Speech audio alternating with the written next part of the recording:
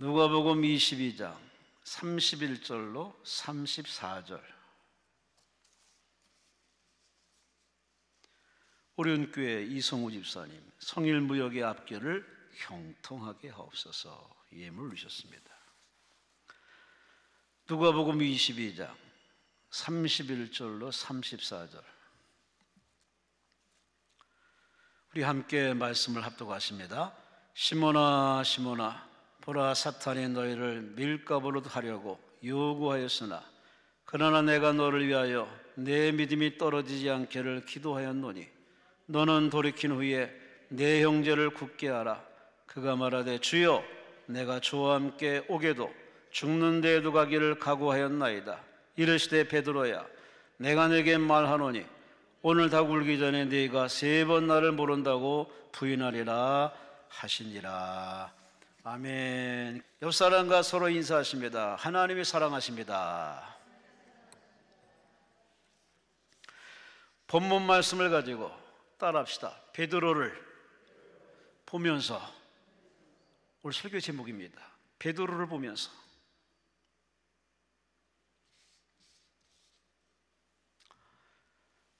시 한 수 읽고 시작합니다. 고창영 씨, 이분이 쓴 시입니다. 제목은 그런 사람이 있다. 한번 들어보세요.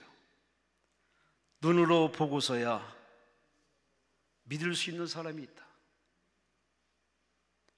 눈으로 보면서도 믿을 수 없는 사람도 있다. 보지 않고도 믿을 수 있는 사람이 있다. 사람 마음이 사람 마음대로 되는 그런 사람이 있다. 고창영 씨가 사람들을 보면서 사람들 이렇게 구분해서 시를 써내려는 것 같습니다. 여러분 어떤 사람이십니까?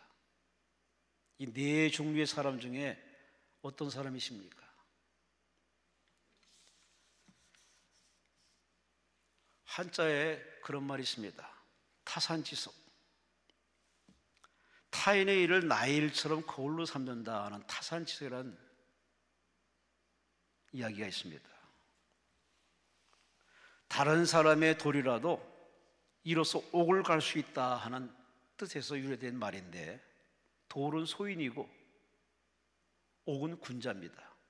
군자라도 배우려면은 소인한테서 배울 게 있다는 얘기입니다. 항상 배우고자 하는 마음을 가진 사람, 그런 사람은 항상 치매가 없겠죠. 늘 인생이 싱싱하겠죠. 여러분은 어떤 사람이십니까? 아이고, 뭐 내가 이 나이에 뭘 배워?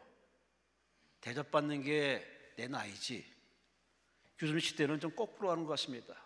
어른일수록 더 섬겨야 되고, 가질수록 더 섬겨야 되고, 배울수록 더 섬겨야 되고. 아멘. 혼자만 하시네. 프랑스의 사상가 장자크 루소도 같은 말을 했습니다. 스스로 배울 생각이 있는 한 천지 만물 중 하나도 스승 아닌 것이 없다.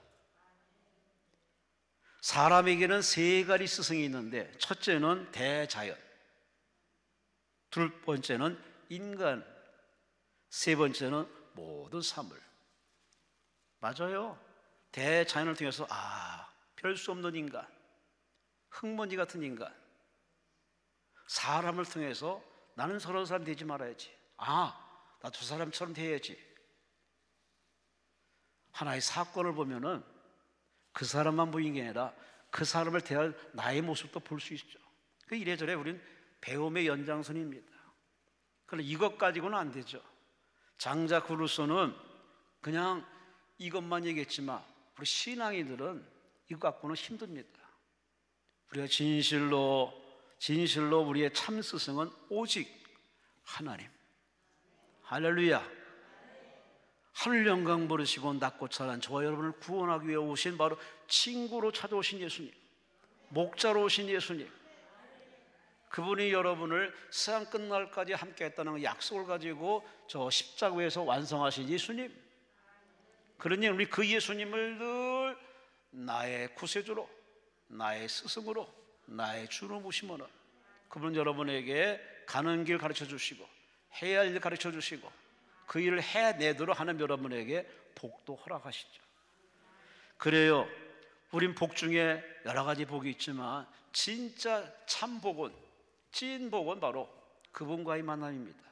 하나님과의 만남, 주님과의 만남. 성령 충만한 체험이 없는 사람은 그저 인생 거기서 거기입니다. 여러분은 다 하나님 만난 택한 반자로서 이 좋은 봄날의 봄꽃처럼 웃으세요, 노래하세요, 감사하세요. 신나게 이 봄철 계절을 누리듯 하늘 주신 아름다운 세상을 누리며 맛보며 나누며 살아가시는 인생 되시기를 주의 이름으로 축원합니다. 주의 이름으로 축원합니다. 앞서도 말씀드렸지만 참 사람은 참 다양합니다. 태어날 땐 다 똑같이 투명하게 깨끗하게 밝게 환하게 태어났는데 사람은 살아가면서 자꾸 이렇게 변질돼 갑니다. 성격이 변질되고 가치관이 변질되고 세계관이 변질되고 심지어 동물만도 못한 참 저급한 인생 사는 사람들이 우리 주변에 심심찮게 많이 있습니다. 다른 건 다 거두절미하고 그 정도 배웠으면은, 그 정도 나이 먹었으면은, 그 정도 인생 살았으면은 이제 좀 철들 나이가 됐는데 아닌 것 같습니다. 갈수록 더 욕심이 지대하고 교만이 하늘을 찌르고 사람 아래 사람을 깔아놓고 그렇게 살아가는 사람이 많은 현실. 하지만 그런 사람을 잊지 않고 또 주변에는 참 따뜻한 믿음의 사람들이 참 많습니다. 나는 못하지만 그 사람은 하고 있어요. 나는 생각 못했는데 그 사람은 그런 일을 하고 있더라고. 그래서 그런 사람 발견할 때마다 정말 세상은 아름답구나. 그래, 저런 사람들이 있으니까 세상이 돌아가는 거야. 나도 저 사람처럼 돼야지 하는 그런 바람을 참 많이 갖습니다. 여러분 주변에는 어떤 사람이 있으신가요? 아니, 어떤 사람이 여러분의 모델이 되어서 따라가십니까? 하지만 살아보면 우리가 다 알다시피 사람을 믿었다가 실망한 일이 한두 번이 아닙니다.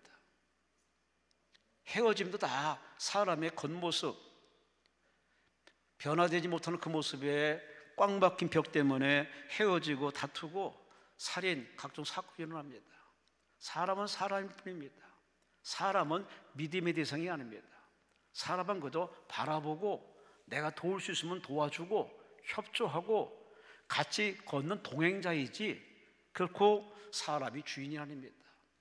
그러므로 길이요 진리요 생명 되신 예수만이 진정한 우리 신앙인들의 모델이자 우리 삶의 모델이자 어떻게 살아갈까? 어떻게 살아낼까? 어떻게 사는 게 진짜 사는 것인가? 우리는 다름 아닌 이 땅에 사람으로 오신 예수님, 그분이 우리 신앙의 전부이자 여러분과 제가 사는 존재 이유이자 앞으로도 그분을 꽉 붙들고 사면은 그분이 만든 천국에 다 들어갈 줄로 믿습니다. 옆 사람과 인사합시다. 천국에서 만납시다.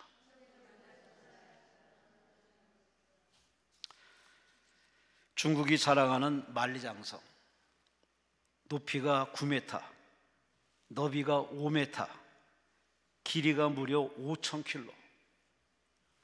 한라산 백두산까지 거리에 5배가 넘는 사람들이 만든, 인간이 만든 세계 최대의 건축물입니다. 이 만리장성에 세워진 때는 기원전 221년 진나라 시황제가 천하통일을 하는 이후에 가장 골칫덩어리 흉노족이 위에서 침범하려고 그 흉노족을 막기 위해서 나름대로 자기 나라 방어를 위해서 그렇게 5,000km가 넘는 성벽을 쭉 쌓습니다. 절대 무너지지 않으리, 아니 무너질 수도 없고 그랬던 만리장성이 그 흉노족한테 무너졌습니다. 희한하죠? 그들을 대비해서 만들었는데 그들 민족에게 넘어갔어요. 그래서 이유가 뭔가 살펴봤더니 문지기가 뇌물을 받았어요. 자국에 있는 문지기가, 자기 백성 문지기가 그 뇌물에 넘어가서 문을 열어줬네. 그 바람에 만리장성이 무너져서 흉노동한테 무너지는 역사의 쓴 교훈이 있습니다.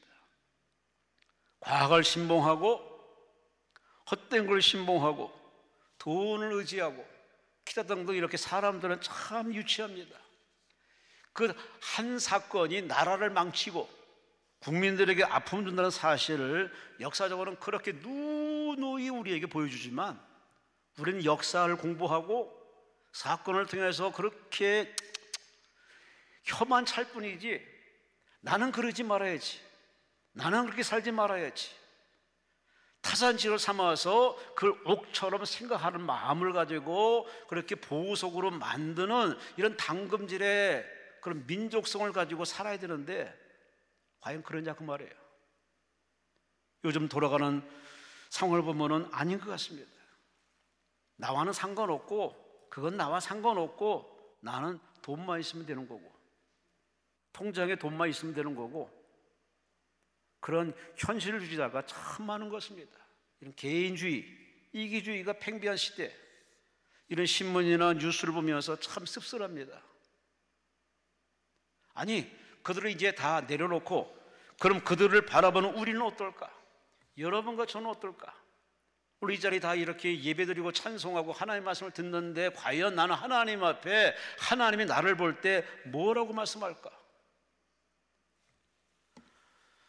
우리는 하나님 보는 나에 대해서 참 우리는 관심을 가져야 되고 하나님 보는 내가 진실로 함께 인정받는 내가 됐는지 한번 늘 체크, 확인, 점검하는 시간이 필요한데 솔직히 보면 우리는 하나님 원하는 나는 관심 없습니다. 내가 원하는 나가 원하는 나를 만들어주는 하나님, 이것만 너무 하나님 앞에 기도합니다. 아니 그런 하나님만을 숭배하고 믿는 사람들이 기독교에 정말 많습니다.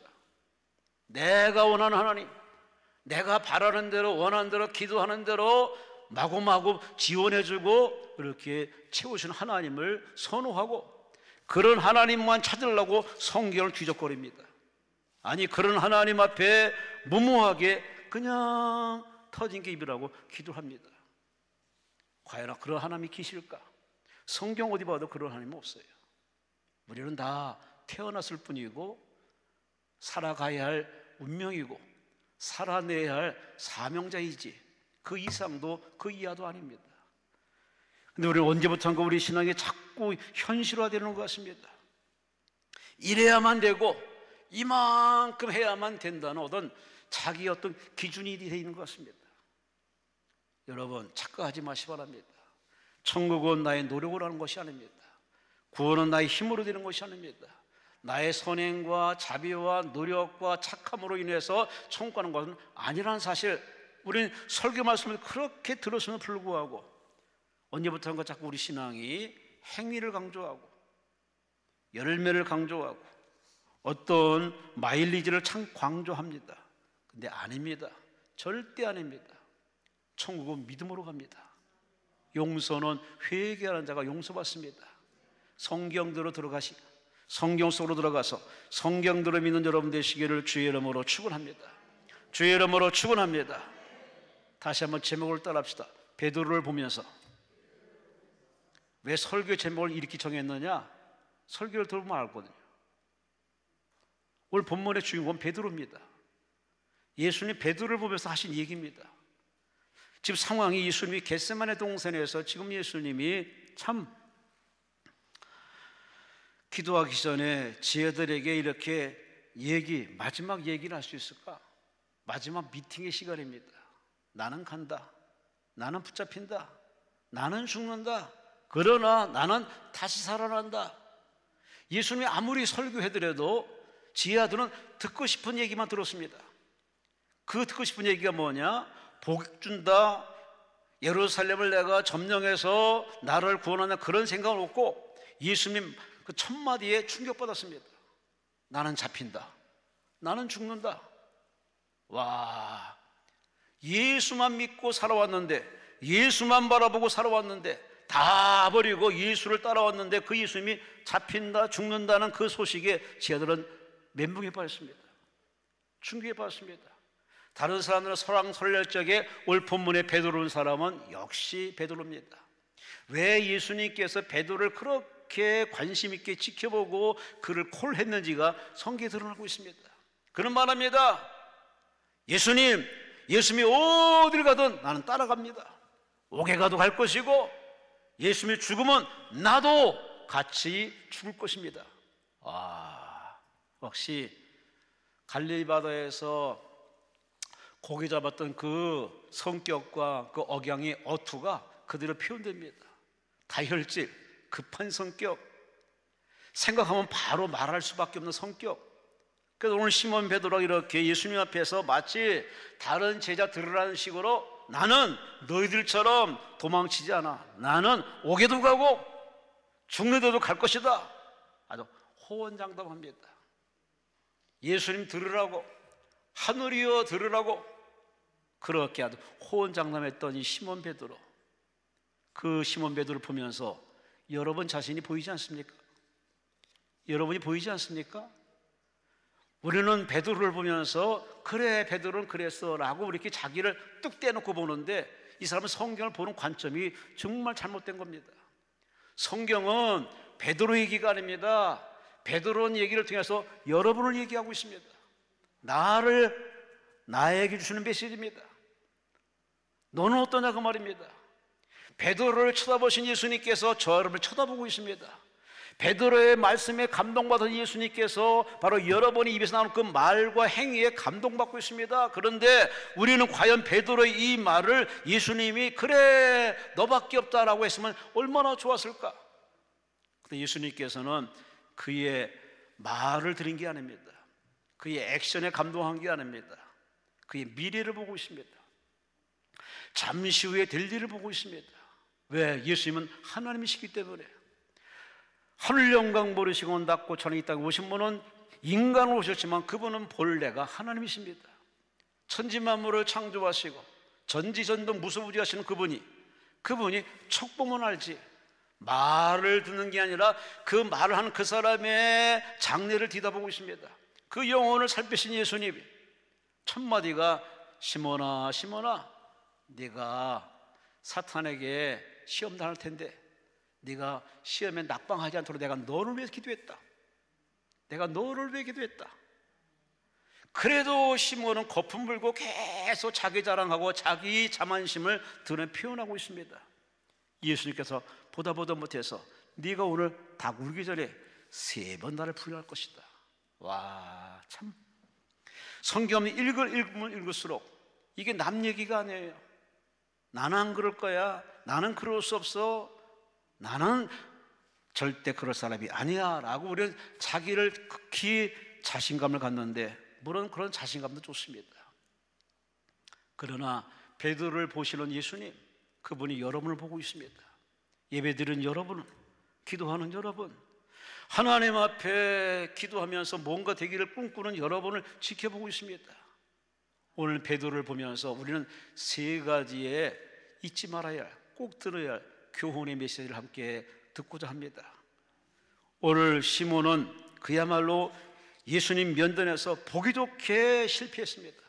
보기 좋게 그런 낙방하고 참패, 그야말로 등 돌리고 예수님을 저주하며 맹세까지 하면서 모른다고 부인했던 이 시몬 베드로의 처절한 이 패배를 보면서, 그게 남 얘기가 아닙니다.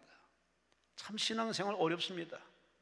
목사지만 목회하는 것도 어렵지만은, 성도 다루는 것도 어렵지만은, 내 개인 신앙을 끝까지 유지하는 게 정말 어려운 겁니다. 쉬운 거 없습니다. 왜?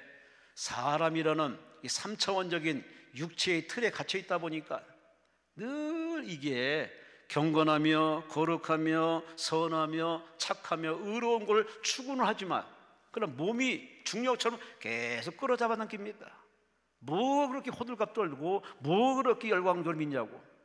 편안하게 먹을 거 먹고 마실 거 마시고 갈 때 가고 자꾸 우리를 하여금 유혹하고 미혹합니다. 그 거스릴 수 없는 그 중력 앞에 많은 사람들이 교회를 떠나요. 예배를 멀리해요. 말씀 듣다가 자기에게 원하는 코드의 단어가 안 나오면 다 지금 시설을 잃어버립니다. 핸드폰을 열어요. 심지어는 나가는 사람도 있어요. 다 이런 거 보면은 우리는 다 하나님 중심이라고 그렇게 액션을 취하지만, 그러나 내심 우리 마음은 하나님 중심이 아닙니다. 내가 원하는 하나님, 내가 원하는 대로 밀어주시는 하나님, 그것만을 추구하니 이 하나님과 이렇게 엇박자 놓는 이 신앙에 무슨 역사가 있겠습니까? 무슨 은혜가 있겠습니까?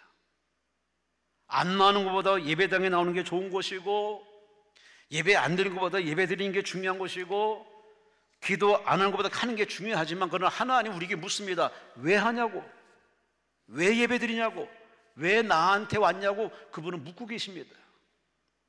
오늘 베드로는 그 예수님 앞에 그렇게 호언장담합니다. 나는 당신을 사랑합니다. 난 당신이 전부입니다. 난 당신밖에 없습니다. 근데 당신이 죽는데 내가 왜 도망가겠습니까? 나는 죽음에도 따라가겠습니다. 오늘 이렇게 자신만만한 이 베드로가 실패한 이 결말을 보면서 우리 세 가지 한번 음성을 들어봅시다. 하나님 베드로를 통해서 무슨 말씀하시는가? 오늘 시몬 베드로가 이 강대상에 서서 이 마이크 앞에서 여러분 앞에 설교하면은 자기의 그 조직의 쓴맛과 참패를 맛본 이 시몬 베드로가 뭐라고 설명할까?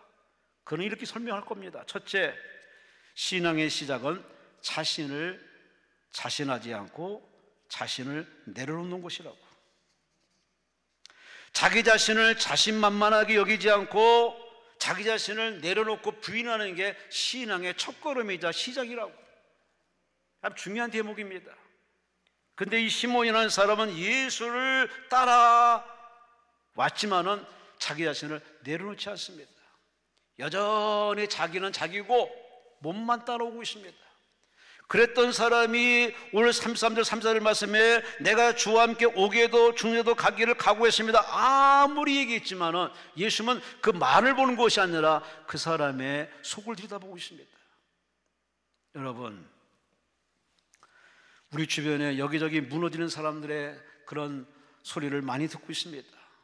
회사가 무너지고 부동산이 무너지고 가정이 무너지고 한 사람의 인생이 무너지는 소리를 들리십니까? 우리 신문을 통해서만 듣는 아주 후천적인 사람이지만 진짜 깨있는 사람은 그 무너지는 소리가 어마어마하게 들립니다. 우크라이나의 전쟁이 언제 끝날지도 모르고 이스라엘은 또 다른 전쟁에 직면해 있고, 그건 뭐 바다 건너 얘기지만 우리 내부적으로 우리나라에 얼마나 많은 전쟁이 많습니까? 자기와의 전쟁, 범죄와의 전쟁, 게으름과의 전쟁, 기타 등등 숱한 전쟁이 많습니다. 그 전쟁에서 무너지는 소리 들리십니까? 예전에는 내가 이러지 않았는데, 예전에는 내가 이렇게 살지 않았는데, 뭔가 자기 자신의 그 감추인 모습이 이렇게 무너지는 모습 앞에 우리는 괴로워하면서도 양심에 가책받으면서도 그냥 내버려 두고 있습니다. 진실로 믿는 사람이나 하나님 믿는 사람이라면 거기서 멈춰서는 안 됩니다.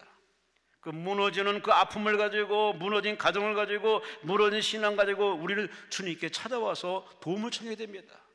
주여 나를 도와주옵소서. 근데 오늘 이 시몬이라는 사람은 자신이 하나님 앞에 무너지는 모습은 전혀 보지 못합니다. 입만 살아있어요. 입만 살아있어요. 이게 뭐 당시 시몬 베드로마의 모습입니까? 우리 모습 아닙니까? 우리도 입만 살아있어. 아는 건 많아, 들은 건 많아, 손에 쥔 건 또 많아. 그러니까 입이 살아있어요. 진짜 교회 다니는 사람은 정말 말 잘합니다. 정말 말 잘합니다. 절대 지지 않습니다. 끝내주게 말 잘하는데.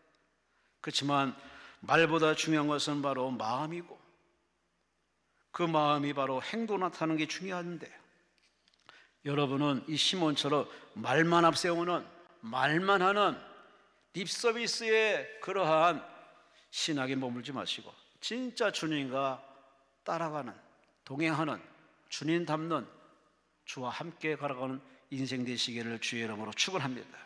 주의 이름으로 축원합니다. 자기 자신을 부정하고 부인하고, 맞습니다, 주님밖에 없습니다, 주님이 도와주셔야 됩니다, 주님이 함께 하셔야 됩니다, 주님이 나를 붙잡아 주셔야 됩니다 라고 자기 자신을 부정해야만 그 신앙이 건강하다는 얘기입니다. 근데 처음은 그래요. 첫사랑 때는 그래요. 근데 조금 이제 집사가 되고 권사가 되고 신앙의 레벨이 쌓이면 이제는 자기 자신을 너무 과신합니다. 이 정도 했기 때문에 이제는 기도도 생략, 예배도 생략, 가진 노하우, 마일리지 가지고서 뭔가 덤비는데 그건 참 무모한 사람이에요. 무서운 사람입니다. 이런 사람들이 교회 은연중에 억수로 많습니다. 예전에 그 초심으로 돌아가야 됩니다. 기도하는 모습, 예배드리는 모습, 예배드리기 위해서 오서 미리 와서 준비하는 모습, 교회 일찍 오는 모습, 말씀 한마디 한마디 감동받는 모습, 예배 끝나는 이후에도 쭉 나가지 않고 더 말씀 묵상하며 기도하고, 모르면 찾아가서 묻기도 하고, 받은 대로 들은 대로 나가서 봉사하고 섬기는 그 초심으로 돌아가야 되는데 언제부터인가 우리의 초심은 다 날아가 버렸어요. 초신자가 하는 거고 아래 것이 하는 것이라는 이상한 신앙 안에 계급화가 되고 있습니다. 전도서 5장 1절 2절 말씀에 한번 귀담아 들어보세요. 솔로몬이 한 얘기입니다. 너는 하나님의 집에 들어갈 때 내 발을 삼가라. 가까이에 말씀 듣는 것이 우매자들의 재물을 드리는 것보다 낫다. 그들은 악을 행하면서 깨닫지 못하는구나. 너는 하나님 앞에서 함부로 입을 열지 말고 급한 마음으로 말을 내지 말고 하나님은 하늘에 계시고 너는 땅에 있으니 마땅히 말을 적게 할 것이니라. 늘 하나님을 의식하라는 얘기입니다. 여러분이 과연 하나님 앞에 예배드리면서 하나님을 진실로 전심으로 솔직히 찐하게 인정한다면 예배 태도가 다를 겁니다. 근데 우리는 참 이렇게 거칠에 은혜의 시대 속에 있다 보니까 이 은혜가 늘 풍성히 주어지니까 그냥 당연한 것으로 생각하는데 아니에요. 내가 뭘 잘했다고, 무슨 의인이라고 당연하게 내가 은혜를 누린다고 생각하십니까? 아닙니다. 다 하나님의 베푸시는 배려요, 긍휼이요, 약속을 이루시는 하나님임을 믿으시기 바랍니다. 참 사람은 살아가다 보면은 성품, 인품, 좋은 점이 있어야 되는데 제가 드리는 세 가지 단어를 한번 생각해 보세요. 자존심, 자신감, 자만심.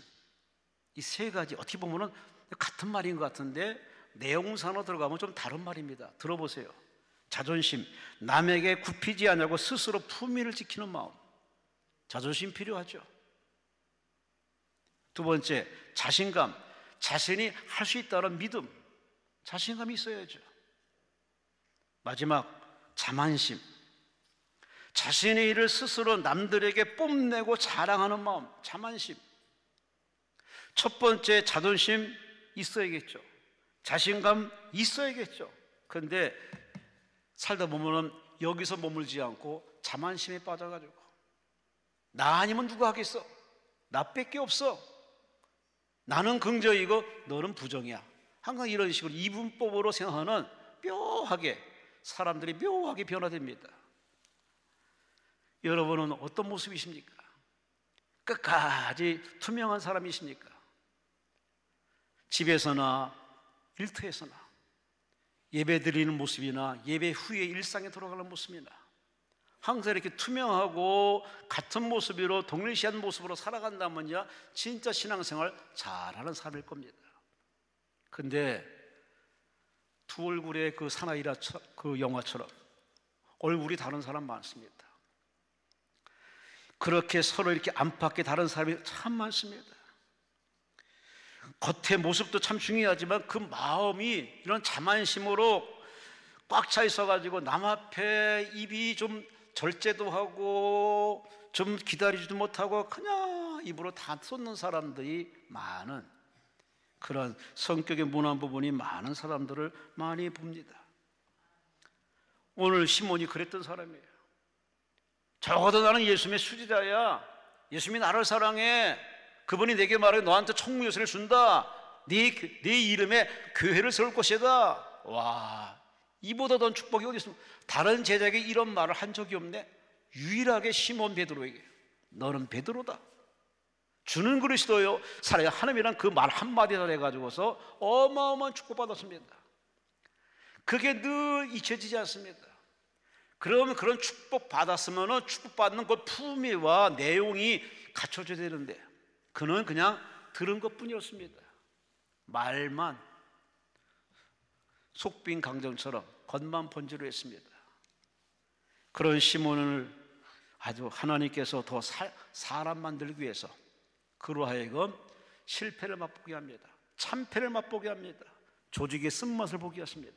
여러분, 하나님은 두 가지 일을 하시는데 주어서 응답을 주어서 치료해줘 살리는 경우도 있지만, 하나님이 그로 하여금 병들게 하고 어려움 당하게 만들고 실족하게 만들고 부딪히게 만들고 깨지게 만들고 죽음의 그 막다른 골목까지 하나님이 끌고 갈 때가 있습니다.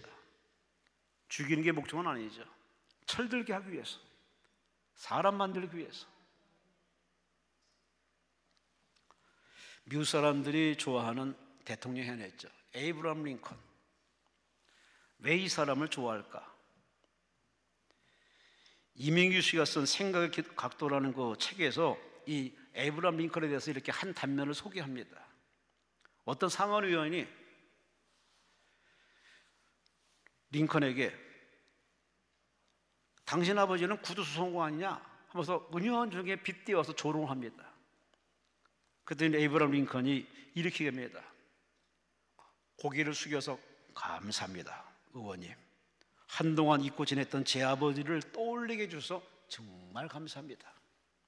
제 아버지는 의원님 말대로 구두공입니다. 구두수송공입니다. 그러나 완벽한 구두수송공입니다. 누구든 제 아버지가 만든 구두에 문제가 생기시면 저한테 가져오세요. 제가 아버지 솜씨는 따라갈 수 없지만 제가 정성을 다해서 그 구두를 수선해 주겠습니다. 그런 인신공격은 앞에서 표정을 다 관리하면서, 멘탈을 관리하면서 그렇게 생각의 각도, 저 사람은 나를 딴지 걸어서 창피를 주겠지만은 오히려 그 사람은 그걸 역이용해서 자기 아버지를 떠올리게 했다는 그 의원에 정중하게 감사하면서 그 잘못된 구두를 내가 다 고쳐주겠다는, 봉사하겠다는 그 말 앞에 많은 의원들이 박수를 치면서 그렇게 존중했답니다. 여러분, 좋은 말 할 때 좋은 감정 받는 건 이거 기본적입니다. 당연한 겁니다. 근데 나쁜 말을 하는데 인신공격 할 때도 여러분이 멘탈을 잘해갖고 표정 관리하면서 그 사람에게 따뜻한 배려심을 가지고 그런 말에서 고맙습니다, 나를 그만큼 신경 써주시니 감사합니다 하고서 오히려 복을 빌어준다면 이런 사람이야말로 진짜 멋있는 사람 아닙니까? 오늘의 이 시몬이라는 사람은 자기만 생각합니다. 자기만 생각하고 자기 입장에서 예수를 바라보니까 예수님의 그 말이 말도 안 되는 얘기야. 당신은 나를 어떻게 볼지 모르지만 나는 당신을 죽는데도 따라가겠다고 말할 수밖에 없는 것은 자기 주관적인 자기 생각에 꽉 사로잡힌 이 사람, 자기를 너무 과신한 사람입니다. 여러분, 어떤 사람이십니까? 여러분 혹시 기도할 때 이렇게 흥정하지 않습니까? 이만 저한테 응답하시면 제가 이렇게 해드릴게요, 이렇게 해보겠습니다. 흥정하지는 않습니까? 하나님 앞에 또 다른 죄입니다. 그분은 흥정의 대상이 아닙니다. 우리는 그분 앞에 주여 뜻대로 하옵소서, 주여 원대로 하옵소서, 주여 여기 당신께 내어드립니다, 마음대로 하옵소서. 그것만이 하나님 앞에 자신을 부정하는 바로 신앙의 첫걸음이자 복받는 비결인 줄 아시고, 자신의 자만심 내려놓으세요. 교만함을 내려놓으세요. 자기를 깨부수세요. 계급장을 떼세요. 주 앞에 그저 항복하는 여러분 다 되시기를 주의 이름으로 축원합니다. 두 번째, 베드로를 보면서 우리가 행동할 때, 말할 때 내 생각이 아닌 하나님의 생각으로 움직이게 됩니다. 하나님의 생각, 내가 보는 예수가 아니라 예수님 보는 내가 돼야 됩니다. 하나님의 시각으로 보는 사람은 하나님과 소통하며 동행할 수 있습니다. 근데 시몬은 자기 안경 가지고 자기 입장에서 예수님의 말을 못 들어보니까 예수님 말이 마음에 안 들어. 자기 멋대로 말한 겁니다. 이 시몬의 생각을 예수님이 이렇게 얘기합니다. 31절 32절 말씀에 사탄이 너를 밀가루 하려고 요구했으나 너는 돌이킨 후에 내 형제를 굳게 하라. 내가 너를 붙들고 있다는 얘기입니다. 내가 너를 위해 기도하고 있다는 얘기입니다. 네가 이만큼 된 것이 네 잘난 힘이 아니라 내가 너를 위해 기도하러 있으니 얘야, 너는 나중에 실패해서 참패를 맛본 후에 낙심하거나 자살하지 말고 끝까지 신앙으로 살아내서 내가 맡은 양을 너한테 줄 테니까 양을 잘 맡아달라. 예수님 보셔서 앞으로 될 일을 다 내다보시고 지금 이렇게 말씀하고 계시하고 있습니다. 예수님의 생각과 시몬의 생각은 하늘과 땅만큼 차이가 있습니다. 여러분은 급할 겁니다. 여러분은 정말 나 혼자 겪는 아픔으로 여길 겁니다. 물론 그런 생각이 들 수 있어요. 왜? 내가 아프니까, 내가 힘드니까. 그런데 하나님은 더 아파하십니다. 하나님은 더 힘들어하십니다. 어머니는 자식을 낳은 엄마는 알아요. 자식을 낳아서 길러본 부모는 압니다. 자식이 아플 때 자식이 아프긴 아프지만 더 아픈 건 부모입니다. 그래서 부모는 그런 마음 합니다. 내가 내 간을 빼서라도 내 폐를 바꿔서라도 다 장기를 줘서라도 너를 살면 좋겠다 하고 그런 마음으로 그렇게 하나님께 기도까지도 합니다. 부모의 원조 하나님은 더 아파하십니다. 왜? 당신의 형상과 모양대로 지음받았고 예수의 피로 맞바꿨기 때문에 여러분의 아픔은 그분의 아픔이고 여러분의 눈물은 그분의 눈물이고 여러분의 고통은 그분의 고통이고 여러분의 힘듦은 그분이 똑같이 힘들어하기 때문에 그분이 나에 대해서 뭘 알까? 그건 본인 생각입니다. 그 생각을 내려놓으세요. 그 생각을 내려놓으세요. 그 생각을 접으세요. 그 생각을 그저 깨부수야만 여러분이 응답의 기지까지 올라갈 수 있습니다. 내 생각 붙들고 있어봤자 소용없습니다. 시편 40편 4절 말씀에 여호와를 의지하는 자는 복이 있도다. 그럼에도 하나님 의지하고 그리 아니하셔도 하나님을 의지하고 끝까지 이런 하나님 앞에 맡기고 의지하고 하나님만 바라보면 그 사람은 살아요. 분명히 살아요. 죽을 듯 하면서 절대 죽지 않습니다. 하나님이 살려내고 마십니다. 우리가 링거 주사나 뭔가 이렇게 주사 맞을 때 그 주사 바늘이 링거병이나 팩이 위에 있어야 됩니다. 맞는데 이 팔에 보다 아래 위치에 있으면 피가 섞여가지고 그야말로 생사를 왔다 갔다 할 수밖에 없습니다. 이게 링거 주사를 맞는 사람의 기본 원칙이든 그래서 간호사는 늘 이렇게 위에 매달아 놓고서 항상 이렇게 살핍니다. 그런 원리처럼 우리는 늘 하나님의 생각이 위에 있어야 됩니다. 내 위에 있어야 됩니다. 내 생각은 내려 있어야 됩니다.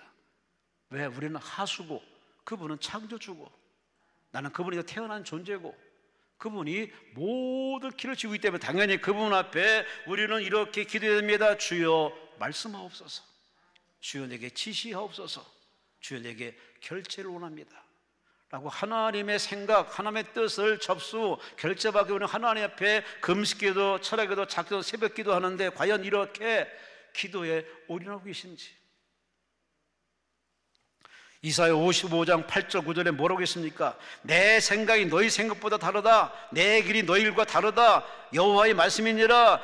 하늘이 땅보다 높은 같이 내 길이 너희 길보다 높으면 내 생각은 너희 생각보다 높으니라. 부모가 바라보는 인생과 자식이 바라보는 인생은 엄격하게 차이가 있습니다. 근데 자식은 노땅이라고 합니다. 올드라고 합니다. 이제 가만히 계시라고 합니다. 참 미련한 자식입니다. 부모가 내가 걸어갈 길을 다 걸어간 부모가 다 그 많은 풍부한 마일리지 그 노하우 그걸 전수해 주는데 그 미련한 자식들이 못 들어요. 안 들어요. 나중에 부모 잃고 난 다음에 뒤늦게 그냥 산소에 가서 엄마 아빠 그렇게 울어대고 있습니다. 여러분 부모님 잘 모시고 부모 말씀 잘 들으시기 바랍니다. 아니 우리는 하나님의 말씀을 잘 들어야 됩니다. 왜? 그분은 나를 이 땅에 보내신 분이요. 내가 사는 건 내 힘으로 사는 게 아닙니다. 그분이 여러분에게 일용할 양식과 생명의 은혜, 호흡의 은혜, 거주의 은혜, 연대의 은혜 이런 다양한 은혜를 다 줘 여러분 이 시간까지 살아왔으니 앞으로도 그분의 은혜로 여러분은 살 것이고 살아낼 것입니다. 그리고 여러분은 자랑할 게 하나도 없습니다. 다 하나님의 은혜입니다. 왜 아멘 안 하세요? 다 하나님의 은혜입니다. 여러분이 이만큼 먹고 마시고 산 거 내가 고생해서 내가 노력해서 물론 여러분의 수고도 있지. 그렇게 하도록 그렇게 끝까지 하도록 여러분의 마음과 생각 붙들어 주시고 환경 열어주신 분은 하나님이십니다. 그걸 알고 깨닫고 살아가는 사람이 바로 성도고 영의 사람이고 그리스도의 신부고 그런 사람을 하나님이 지금 찾고 계십니다.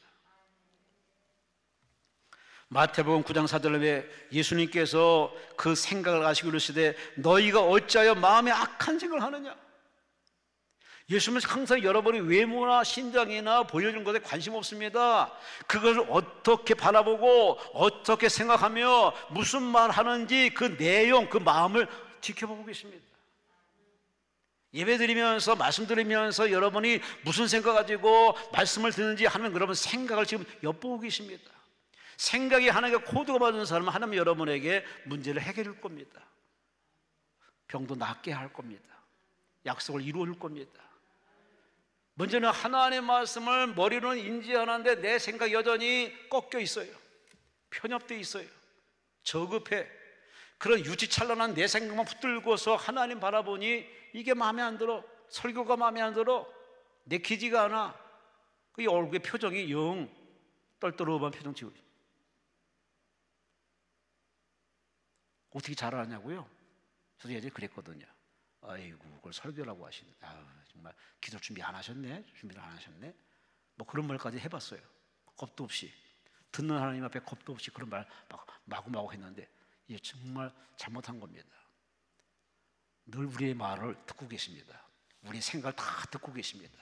근데 그 하나님 앞에 말이면 다 말이냐? 말 같아야 말입니다. 말을 잘하셔야 되고 생각을 잘하셔야 됩니다. 하나님은 여러분의 금식 며칠 했느냐, 얼마를 헌금했느냐, 얼마나 엉덩이 붙이고서 예배당에 있었냐, 그거 보는 게 아닙니다. 하나님을 어떤 마음과 생각 가지고 하나님을 진실로 섬기고 존중하고 믿는지, 그분이 어떤 명령하든지 간에 오케이 순종할 수 있는 그런 마음을 가지고 해낼 만한 용기 있는 사람인지 하나님은 그걸 보고 계십니다. 여러분은 여러분 생각대로 이루어지고 지져지기를 바라는 그런 사람 되지 마세요.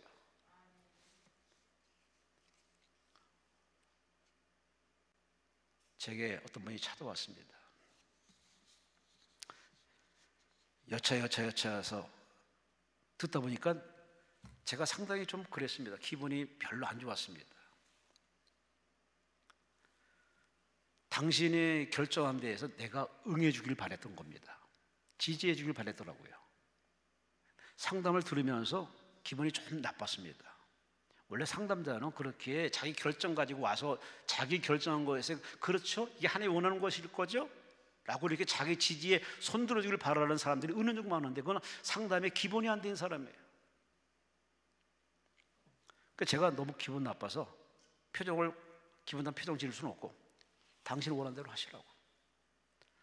당신이 결정했으니까 당신 마음 결정하고 못 쓰니까 당신 원하는 대로 하라고 하면서 기도합시다 하면서 기도하면서 하나님의 속마음을 제가 기도 중에 기도하면서 전달했습니다. 참 우리는 그 상담자처럼 자기가 이미 결정했어. 헤어지기로 끝내기로. 그러고 와서 당연한 거지, 이거 잘한 거죠? 지지해 줄 거죠? 하나님도 원하시는 거죠? 와, 이게 뭐야? 제가 하나님인가? 저의 지지를 얻어서 제가 지지하면은 뭐 하나님도 저 응해 줄 거라고 우리 생각하는가 보죠? 그런 착각 버리세요. 우리는 하나님 앞에 이런 마음 저런 마음 쏟아낼 수는 있어요. 그런데 마지막에 우리는 예수님처럼 기도해야 됩니다. 주여 내 생각대로 하지 말고 아버지 뜻대로 되기 원합니다. 할렐루야, 할렐루야. 여러분은 마구마구 기도하세요. 잘 되기 없어서 대박 터지기 없어서 뭐 복권 당첨되기 다 기도하세요. 다 기도하되 마지막은 뭐라고 되느냐? 그러나 하나님 뜻대로 되기 원합니다. 그렇게 마무리 져야 그게 기도가 산 기도가 됩니다. 그래서 예수님은 늘 자기의 생각을 접기 위해서 예수님이 늘 하던 버릇이 하나 있습니다. 그게 뭐냐? 습관인데 그 버릇이 뭐냐? 기도하는 습관이었습니다. 누가복음 22장 39절 말씀에 예수께서는 나가사 습관을 따라 감람산에 가셨더니 시아들이 따라갔다라는 말이 기록되어 있습니다. 예수님은 늘 기도원에 갔어요. 기도하러 갔어요. 이유는 하나입니다. 내 생각, 사람으로 태어나서 사람의 길을 걷다 보니까 내 생각이 너무 강해. 하나님 뜻이 아는데, 인류를 구원하게 오셨는데 자기 자신 보니까 지금 당장 하고 싶어. 왜? 그만한 능력자이시기 때문에. 근데 아버지가 원하는 그게 아닙니다. 3년 반을 사람의 길을 걸어가고, 그리고 십자가를 져야 되고, 채찍을 맞아야 되고, 가시면을 써야 되고, 옆구리에 창을 받아서 물가피를 쏟아야 되고, 침뱉음을 당해야 되고, 왕따를 당해야 되고, 하늘과 땅과 사이의 중간에서 처절하게 죽임을 당해야 돼요. 그게 하나님의 원하는 뜻이었어요. 이 뜻을 깨닫자마자 그는 자기 생각대로 이 잔이 지나가게 없어서, 지나가게 얼마나 예수님 습관 따라 기도했습니까? 그렇게 기도하다가 마지막에는 그러나 아버지 원대로 되기를 원합니다. 할렐루야, 할렐루야. 여러분, 이 기도까지 꼭 올라가시기를 주의 이름으로 축원합니다. 그래야 그 기도는 응답이 됩니다. 그 기도는 기적으로 나타납니다. 그 기도 끝에 구원이 임할 줄로 믿습니다. 내 생각이 아닌, 나의 잘난 생각이 아닌 하나님의 거룩한 생각에 우리가 매어서 붙여서 그 생각대로 움직이면은 나머지 하나님이 책임지십니다. 책임지세요. 책임지십니다. 할렐루야. 그게 성경의 약속이에요. 두 번째, 마지막으로 오늘 시몬 베드로가 우리에게 강력히 추천하는 마지막 교훈이 뭐냐? 끝까지 주님께 붙어 있으라고. 떨어지지 말라고. 퇴출당하지 말라고. 끝까지 붙어 있으라고. 그럼에도 불구하고 끝까지 붙어 있으라고. 사실 시몬이라는 사람은 예수님을 저주하고 맹세하고 부인하기까지 그렇게 처절하게 쓴맛과 참패를 맛봤어요. 나 같은 놈은 죽어야 돼. 나는 제자는 그냥 자격이 없어. 영적 자살할 수밖에 없는 가룟유다처럼 목매달아 죽을 수밖에 없는 그런 처절한 참패를 맛봤지만은 예수께서 한 말이 있습니다. 내가 너를 위해 기도했다. 내가 너를 위해 기도했다. 그 예수님의 기도의 그 내용의 그 헬라어로 들어가면 데오마이라는 말이 있습니다. 데오마이, 그 어근, 예수님의 기도의 말을 보면 내가 너한테 묶었다. 무엇에 묶다. 나를 너한테 묶었어. 나와 너와 하나야. 너의 아픔은 나의 아픔이 될 것이고, 너의 참패는 나의 참패 될 것이고, 그러니 나와 너를 함께 묶어서 내가 기도했기 때문에 너는 절대 실패는 했지만, 참패를 했지만 죽진 않아. 망하진 않아. 왜? 내가 너와 함께 하기 때문에. 와, 대단한 예수님의 사랑의 모습입니다. 제 맘 같으면은 이런 배신자는 쳐다보지도 않습니다. 절대 용서하지 않습니다. 사람이니까. 근데 예수님은 사람이 아닙니다. 하나님이십니다. 본체이십니다. 그분이 이 시몬이 실족할 걸 알고 끝까지 기도합니다. 저가 실족했지만, 실패했지만 다시 그 일을 용서해 주시고 그 일을 다시 제자로 세워주시고 써주옵소서. 예수님은 그렇게 아버지께 줄기장창 기도했던 겁니다. 그 기도의 덕을 봐서 우리 시몬은 가룟유다처럼 자살로 끝내지 않고 그는 다시금 용서받고 재기하는 제2의 사도의 길을 걸어갑니다. 그거는 시몬이 잘나서가 아닙니다. 하나님의 은혜입니다. 십자가의 은혜입니다. 할렐루야, 할렐루야. 가룟유다도 사실 예수님께서 오늘 이 자리에 나를 팔자가 있다라고 접니까? 그래, 너다 하고 예수님이 그렇게 얘기했으면은 그래요, 맞아요, 제가 예수를 팔아보려고 했는데요 라고 회개 떨어만 살았는데 그는 마지막 기회에 끝까지 창피함에 스스로 자살로 끝냈습니다. 예수님은 자살하라는 얘기가 아닙니다. 회개하라는 얘기입니다. 회개하면 살려주겠다는 겁니다. 회개하면 끝났다는 얘기입니다. 마찬가지로 우리는 참 성질이 아주 급합니다. 자기 원하는 대로 안 돼도 기분 나쁘지만 자기 자존심이 이렇게 짓밟히고 뭔가 이렇게 부끄럼 당할 때 그걸 모멸감을 느껴서 참지를 못합니다. 우리 사회에 보면은 자살하는 사람이 참 많습니다. 그제도 보니까 제주도 얼마나 휴양지고 좋은 곳입니까? 호텔인가 남녀 두 여자는 죽어 있고 남자는 뛰어내려서 죽었고, 뭔지 무슨 사건인지 모르지만 하여튼 우리 대한민국 살기 좋은 나라고 좋은 나라인데 왜 이렇게 자살하는 사람이 많은지. 여러분, 우리는 끊임없이 우리의 그렇게 벼랑 끝으로 내모는 어둠의 세력들이 얼마나 강한지, 얼마나 집요한지.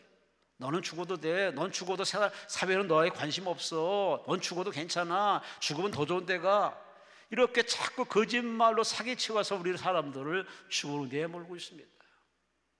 대통령이 그러지 않나? 누가 그러지 않나? 하여튼 대한민국에 보면 참 자살하는 사람이 이게 영역이 없습니다. 심지어 교회 다니는 사람도 자살을 꿈꾸는 사람들이 의외로 많습니다. 여러분, 다른 건 다 하더라도 자살은 하지 마세요. 자살하지 마세요. 자살하지 말라니까요. 자살을 뒤집으면 뭐예요? 알긴 잘하시네. 그래요, 저도 그렇고 여러분도 그렇고 참 힘들고 버거워요. 참기가 버거워요. 한계시도 여러분 그야말로 그냥 별 생각을 다 해봅니다. 여기 보시 강사님들이 강대에서 서서 늘 하는 말이, 단골로 하는 말이, 저도 예전에 자살하면 꿈꿨습니다. 너무 힘들어서. 저는 그 말 안 했으면 참 좋겠어요. 이제 근데 그분의 은혜로, 나를 두고 기도해주는 그분의 은혜로 이렇게 자살을 포기하고 이렇게 하나님 앞에 올인했던 이렇게 목사가 되고 선교사 되고 큰일 했다는 그런 공통적인 간증을 합니다.